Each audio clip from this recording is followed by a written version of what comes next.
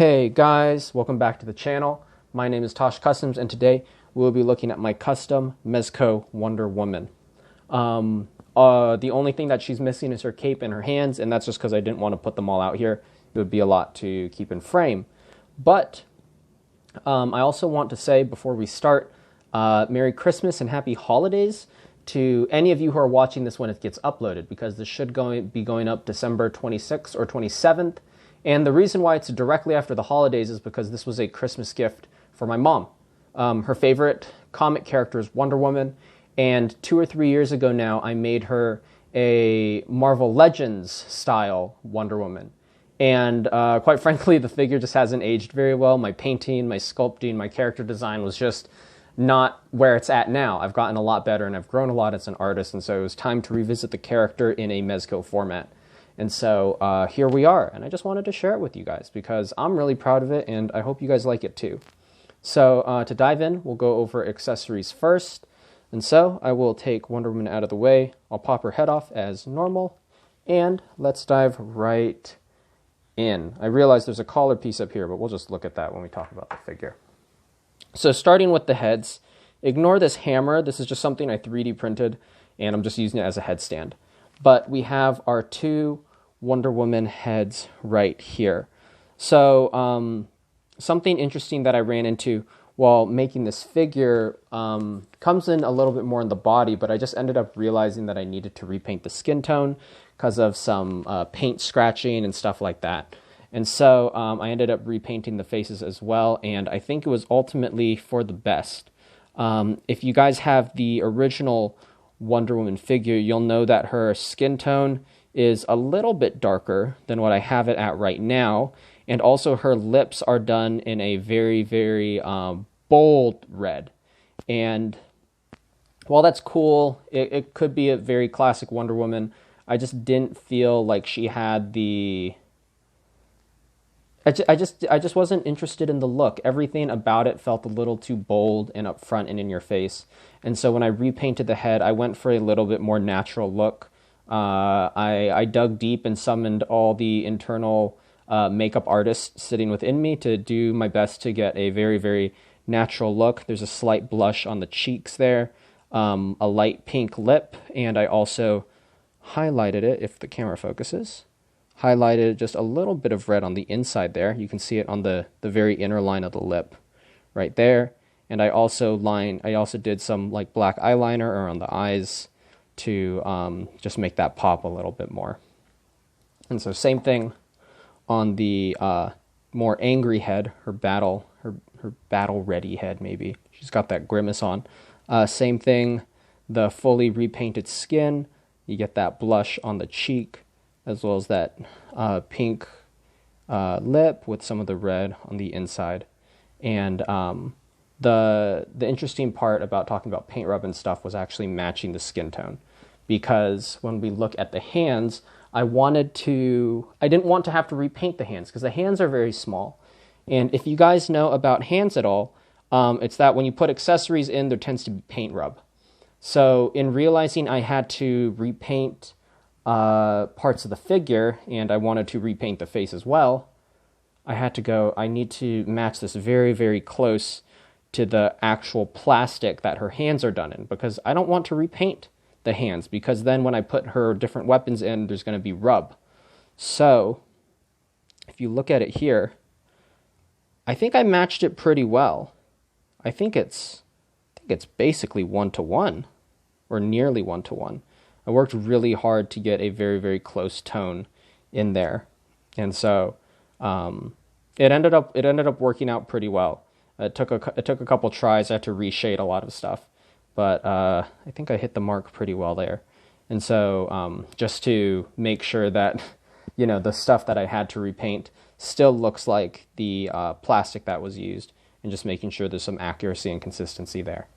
So the only other thing I want to talk about the heads was I repainted the whole head. So I didn't just do the skin, but what I actually ended up doing is I heated up the hair, popped the hair piece off, repainted the gold. It used to be just like a very flat gold plastic. I painted the whole headband black, and then redid the red, and also did this very deep, rich, like sort of dappled gold. And so I actually do 2 gold layers on here. I do I think it's called Lumiere gold.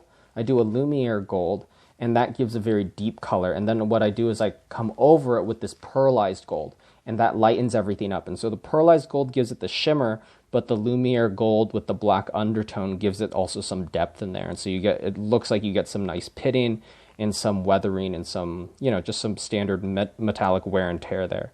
And so it adds some real nice depth to the gold. It doesn't feel like just a straight paint job. It feels like there's really some good layering and some good, I don't know, I guess wear. Wear's the only thing, but it doesn't look weathered. It's supposed to look shiny. I don't know what to call it. Authenticity to the metal? I don't know. But coming to the back of the hair now, it's going to be a little harder to see, and I don't know if the camera will pick it up. But I did do a bluish purple fade and ombre in the hair. So I repainted all her hair. I just painted it a matte black. And then what I did was I mixed a very dark blue and I dry brushed it over her hair, because originally the black plastic just looked very, very plain. And so I wanted to redo all of it, and just so I could get some more depth and some more life in there. And so there is some blue going throughout both head sculpts. You can kind of see it. Like if you look up here, this is a little bit more blackward. Some parts are down here as I turn the camera, and you can get some light shining on it. It's a little bit brighter, but yeah. So it might be an unseen detail to the camera, but it does exist, and it just helps bring some added layers to the hair. I chose not to opt with a black gray for this because I didn't want her to look old at all. And so I did a more sort of classic paint technique, and I went with that dark blue to do the highlights. So there we go for the heads. Coming to the shoulders, I repainted these as well. I also love that the Wonder Woman figure just comes from Mezco with alternative armor pieces. I think that is such a cool, nice addition that you can take her to a more classic form, or you can make a more Amazonian warrior style look as well. And so I repainted these completely. As you can see, here's what the inside used to look like. And this is what I was talking about that just kind of plain plastic gold. You can tell that there's a sort of matte nature about it. Whereas if you turn this over, this has a lot more depth to it. So once again, it's painting it all black, putting that Lumiere gold, and then that pearlized gold over that. And I especially made sure to hit all these. You can see that the lower sections have some of that black in there. I made sure to also hit all the upper ridges here with an extra little coat of the pearlized gold, just to make sure that the upper edges look super, super clean and sharp compared to, that lower tier, that lower level of armor there. I also came in with chrome silver and hit that W, that Wonder Woman W, with some chrome silver, because they have a lot of details like that throughout the figure, and so I just wanted to be able to highlight that and make that stand out a little bit more. And it's nice because it breaks up that gold. If everything is just gold, it becomes very boring to look at. And so having that chrome silver in there just breaks up the look a little bit, and also gets to highlight a nice little pattern detail that they put in to the armor. Coming to the shield now, we get our first of the color shifting paints. As you'll see, if you look at it straight on, it looks like a pretty normal, nice cherry red. But if I lift it up, you get a little bit, and you get it at that angle, you start getting a little bit of a gold tinge through it. You get some shine over the red. And that's because I do have a red to gold color shifter in there. And I do color shifters in all the weapons also, and we'll look at that in a little bit. But my thinking behind it was Wonder Woman is using enchanted, mythical Greek weapons. And so I wanted to, kind of portray that, show that through the weapons and gear that she has. And so I hit the red little Wonder Woman eagle symbol thing in some color shifter. So it is painted red, and then after that I did a gold red color shifter over it. And so color shifters are nice because they do mimic whatever color is their base. And so since I chose red, when you look at it straight on, you see red, and then when you start getting that reflection, some of that gold fleck starts coming through a little bit. Besides that, I didn't paint the other side because, well, if her arm's going to be sliding through the other side, I don't want paint rub on her gauntlets and stuff, so I just left this nice and sealed and standard. But you can see that, once again, we were kind of talking about that flat sort of gold plastic. And so on this side now, we do have that depth, once again, of that black with that gold, those double layers of gold over it. And then I did chrome along the edge of the shield because if she's throwing her shield and she's cutting through stuff, you know, gold is a softer metal technically. And so I wanted to do a sort of a silver bladed edge or sharper edge around the edge of the shield. And then to highlight all this Grecian patterning, I dry brushed some silver over this whole silver pattern around the edge. Her original shield has all this red and blue detailing all over it, and just quite frankly, it wasn't for me. You know, I guess it could look like a warrior's shield, but I feel like this is a little bit cleaner, and it still gets the job done. I just personally like this look a lot more. The only thing I did paint was the straps. I highlighted the little silver buckle right there, and also painted the straps a darker brown. They were a little bit of a lighter leather brown before, and they just didn't feel as rich, so I wanted to get a nice, rich, deep leather paint coat on there. So, moving on to the other weapons, she does have this lasso. Because the lasso is a wire, she has two lassos. She has her wound-up version that's on her belt currently, and then she has this wire one that you can put into her hands, so it's like she's swinging out, and, you know, it's on a bendy wire, as you can see. But because it's on a bendy wire, I didn't want to paint it, because it is going to be moving and is going to be flexing a lot more than some of the, you know, obviously the other weapons don't do that. So I didn't want to put any strain on the paint or have any cracking over time, so I opted to not paint the bendable lasso piece. So I'm going to put that aside, and now let's look at the rest of her weapons. We are going to start with the sword, since it's the first up front. So this is her Wonder Woman sword here. Everything has been repainted. The only thing I didn't repaint is actually the gold of the, I guess, hilt and the grip part. And the reason why I didn't want to do that is I actually really liked the gold here. Unlike some of the other gold on the figure, as you can see here, this one has some deeper, almost like orange, I guess the only way to describe it would be like a golden orange inside some of the depth of the gold there. And so this gold actually felt like it had layers already. And so because of that, you know, as you can see, this gold up on the sword compared to this. So the sword gold already felt good to me. So I said, I'm willing to leave it alone. I think it's fine. What I did do, though, is in the handle before was a very sort of just flat brick red. So I took some Angelus leather red and dry brushed it through, and then also wiped over it with a towel. And so there's just some deeper red spots. Oops, sorry, came way too close up to the camera. There's some deeper red spots inside the wrinkles and creases. You can kind of see it. You can see some of that difference right in there. Some deeper red inside the creases and wrinkles of the hand wrap itself. So I did want to highlight that just to bring some extra layering to the wrapped grip.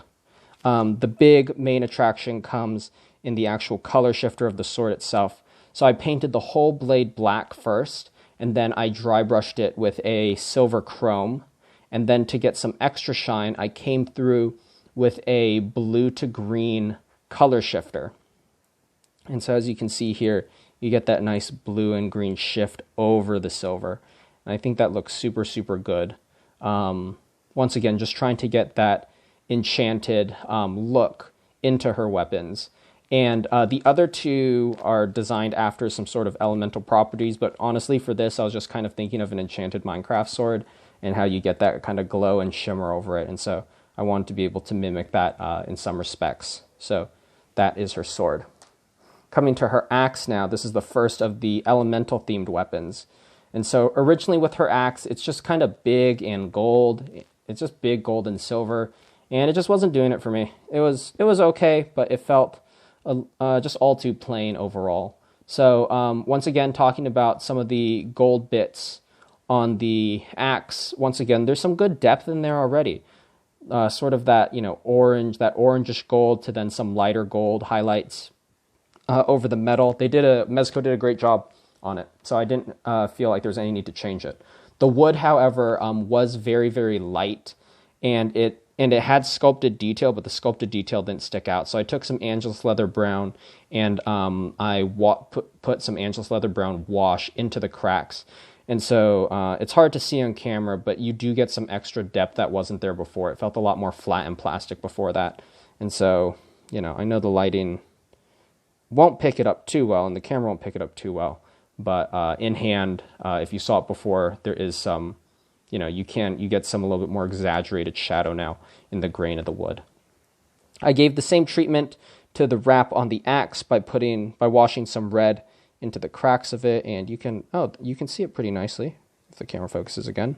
There we go. Yeah, you can see the slight change, the slight tone change between the reds there. And so, once again, just to help highlight the details.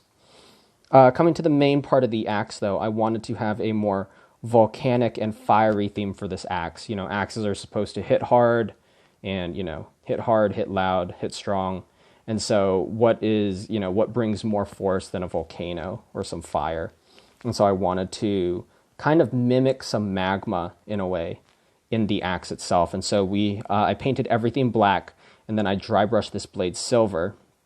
Then what I did along this edge is I took some Angelus orange and then also some translucent clear orange, and I put it over and into that edge there. And then with the rest of it, I painted some dark grays and browns into the rest of the axe itself to get that nice cold stone look.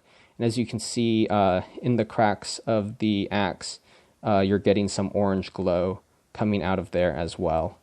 And so really just trying to highlight some details. There's some bits of orange in here, but the camera's not picking it up. I don't know why. I can see it in hand, like I'm looking at it right now. Oh, there you go. There you go. So you can see some of it in the, oops, sorry, camera shake, in the crack right there. But yeah, so getting some of that orange lighting to show through and get that really, really fiery, powerful feel. You know, if this was in a movie or in a game or something, I imagine her swinging it around and you're getting some, you know, spark and fire coming off the edge of it as it's swinging and smashing into things. So that's the visual element I wanted to get, especially with such a heavy, heavy weapon. So finally, we come to her spear. Just like the other two, I left the gold elements alone on the spear because it wasn't necessary to change it, and the spear is very long, and so I have to hold it a little bit farther away from frame. Once again, I did the same treatment into the red hand wraps with the extra Angelus red, and like the wood of the axe, I gave the same treatment to the wood of the spear with just some brown wash into the cracks to exaggerate the shadow. Coming to the tip of the spear, though, if you guys saw my Tosh the Turtle review, you know that I've done an ice axe before. Today I did an ice spear. So like the other two blades already, I painted it all black first. Then what I did was I mixed white and sky blue together to get a light blue color, and I dry brushed that over the whole spear tip. Then I took straight white and I dry brushed it just along the edge. And so as you're seeing, at the very center, you're getting more of a deeper black and blue. Then as you come out to sort of that in-between edge, you're getting some lighter sky blue right there. And then when you come to the very edge of it, you're getting that sharp, sharp white. And so I was really trying to mimic the look of an iceberg. You know, if you look at the center of an iceberg, you get that really, really deep blue. And as you go out, you get the lighter blue, and then you get sort of that frost on the edge. And so I was really trying to mimic that within the blade here. And then in terms of the color shifter, I did a blue to purple, a metallic blue to purple. And so you can kind of see it in there. At this angle, somewhere around here, you should be able to see purple. I know the camera isn't picking these up just because whenever I put it into the light too much, you just get that glare. But there is some blue to purple inside the edge there. Also realized I didn't talk about this one. There is a color shifter. It is a metallic red to a metallic orange. And so you get just a little bit of that, you get some of that shimmer right there along this orange edge. So yeah. So I thought that was a fun little thing to do just to enchant some of her weapons. And I hope you guys like it too, because I thought it was pretty cool. So now coming to the actual figure herself, once again to compare the skin tones, This neck has not been painted, and this is the color of her face. So as you can see, they're pretty close.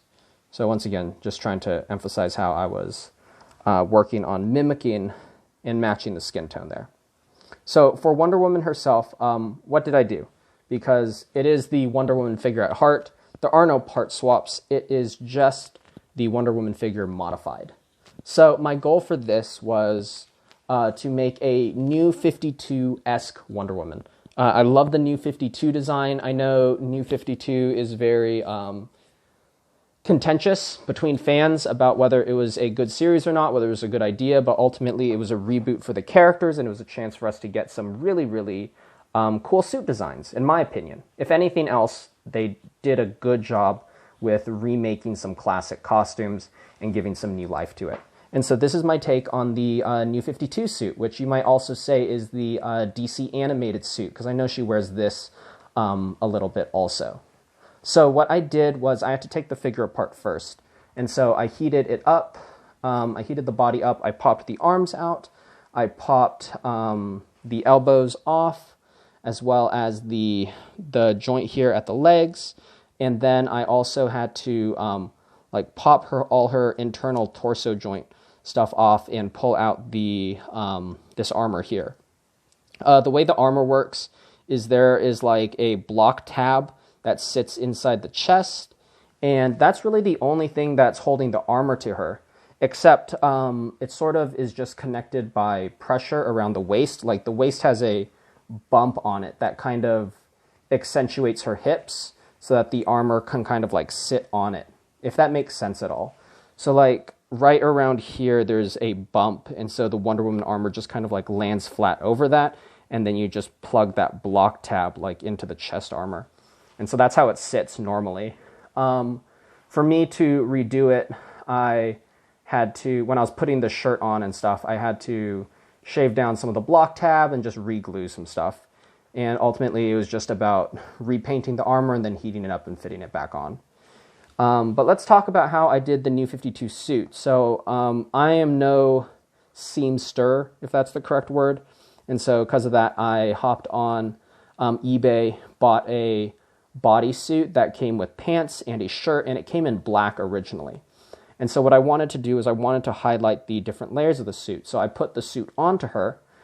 Like I took her apart, I removed the chest armor and stuff, put the shirt on, put the pants on, and then sprayed it with a deep sapphire blue first. As you can see, there's some darker layers, and then I mixed a lighter blue with some blue-purple color shifter in it. And so as you see, you get some sparkle inside the pants there. Yeah, you can see some of it. There's some, yeah, you can see all the little sparkly bits coming through. And so that was just once again to kind of highlight the magical properties of her suit. So I was able to get those low lights and highlights. I have the darker blues and the lighter blues along the edges, and you can even see that on her, like on her shirt here. You have some darker blues, and then as you come towards like the top of the chest, you have some lighter blues as well. And so just working on highlighting different parts of the suit and kind of playing off some artificial shadows there. In terms of the armor, I painted it all black, and then I dry brushed it silver, and then I sprayed a clear red over it. And so you get that nice deep cherry red look. And then after that, I did the treatment with the gold, the black, and the two-tone layer gold. And then in the W on the belt, you can also see that I hit it with some chrome silver highlights, as well as all the little lining across her, I guess, torso chest armor. Same treatment to the boots, the red with the gold and the chrome silver. And I also hit the more leather-like parts of her boots in black. Same thing with some parts of her chest armor here. Some parts are hit in black as well. And the reason for that is she has to move in the armor still. So as much as some of it is hard plate, I also wanted to show that there is some flex and there is some give within her gear. And so same thing why back here, there's some black in there as well, just to kind of show that off and give her a little bit more flex. Another thing that I found when I was looking at the sculpt is that there are actually eagles sculpted into her boots there, as you guys can see. And so I painted those in gold. I wanted to bring that little detail out. So she's got little eagles on her boots there. Coming to the gauntlets got repainted in that same gold treatment. And so black with the two tones. And then I also did a little bit of a gold to red color shifter in there. And because it is a gold base, it won't show through as well compared to some of the other color shifters. But if you pay attention, like if you look at it right here, you can see that this is gold. But if you just pay attention to this top edge, you should be able to see just a little bit of red as I rotate it around. A slight tinge of red along the edge so it catches the highest part of the light. So it does exist. So that is really the paint treatment for the figure. Also the under part, like the lowest layer of her skirt, got hit in some Angelus leather black as well. So for the tailoring of the shirt and pants though, I had to figure how to accommodate it around all her armor pieces, because unlike some other figures like Batman and stuff, these armor pieces are all glued in together. So I would have to heat it up and try to pry the glue away and potentially damage or warp and bend the boots and the gauntlets. And I said, I don't want to do that. It's not worth the risk, especially since I'm giving this as a gift. So instead, what I did was, for the pants, I cut the legs short, and then I glued them to the normal figure. And then what I did was I have this this tan, like beigeish ribbon. And so then I tucked it through the knee pad of the belt, heated up just the edge of the boot, and kind of just expanded it out and slid the ribbon in. And so I looped the ribbon around to make sort of a wrap around the boot, and same thing on both sides. And I think that turned out really well because if you think about actual armor, you would want some kind of wrap between, you know, your normal sort of garb and your hard armor there. And so this is sort of what's binding her clothes together so that she can slide the boot on as well. And so trying to add some functionality as well as accommodate that transition between like the, you know, that tight bodysuit pants to the hard plastic boots there. And so I think that worked out pretty well. So the shirt was all one piece at the top. And so, you know, it covered the shoulders before. So I had to actually repaint these arms because some of the blue from the sleeves bled through onto the shoulders. And so that's what actually initially sparked the whole skin repaint and realizing I had to correct my mistake there. And so what I ended up doing was I sanded down the inside of her shoulder joint, and then I repainted all the skin, and it turned out wonderfully. I can rotate these arms all the way around. I can pull them out. I tested it all. I made sure that there was give and flexibility, and so now there's no paint rub when I pose it.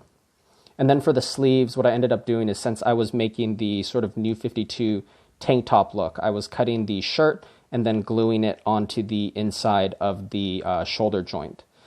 So that meant that I just had these spare sleeves. I just had two sleeves hanging off the edge. So I matched up the lower end where I wanted them to meet the gauntlet at, or the gauntlet armor at, and then I just cut them evenly across the across the bicep so that they were symmetrical and they matched in length. And so that turned out really well.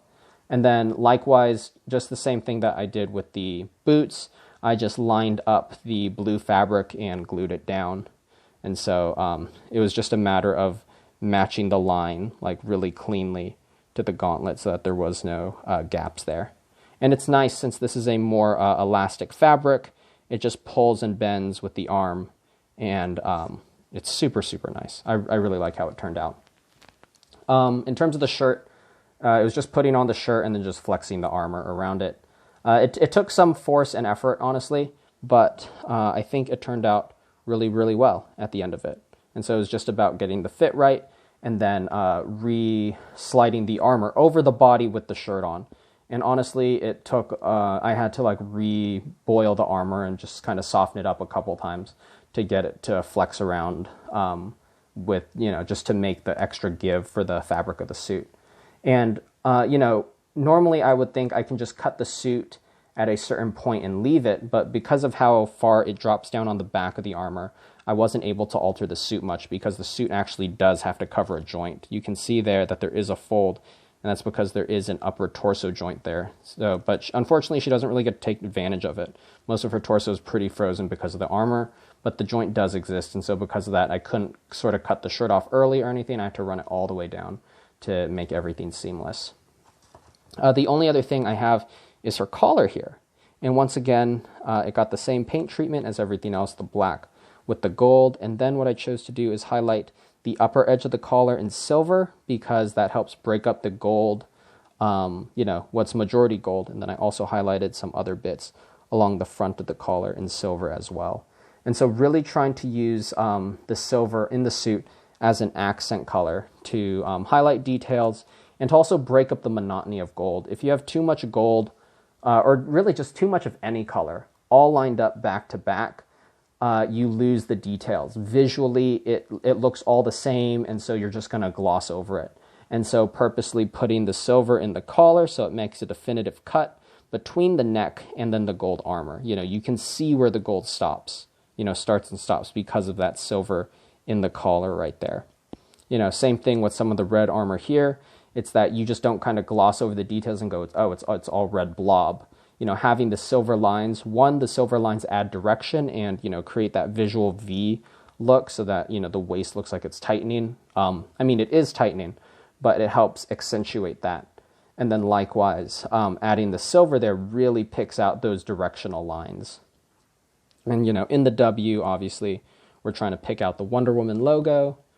And then once again, using the silver directional lines on the boots to really feel like it's narrowing down. One thing I learned about Mezco that I didn't know before is they actually have different female bodies. Mezco doesn't make too many female figures, so I actually did get to find out that the Wonder Woman is a larger body than some of the other Mezco females like Catwoman or Hela or Captain Marvel. So for scale, I have my New 52 style Batman in here. So the New 52, my two New 52 Justice League members can stand next to each other. And as you can see, Wonder Woman is pretty big.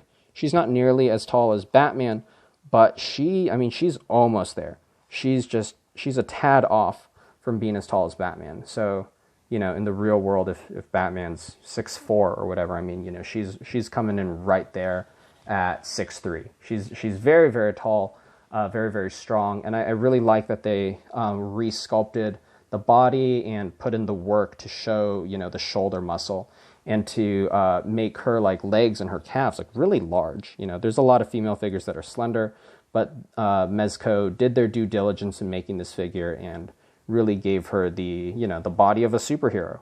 Is she a demigod? I don't know what she is. But if she's related to the Greek gods in some capacity, she's got to be strong and she's got to be able to hold her own. And they do that in building out a very, very strong frame. So I like that.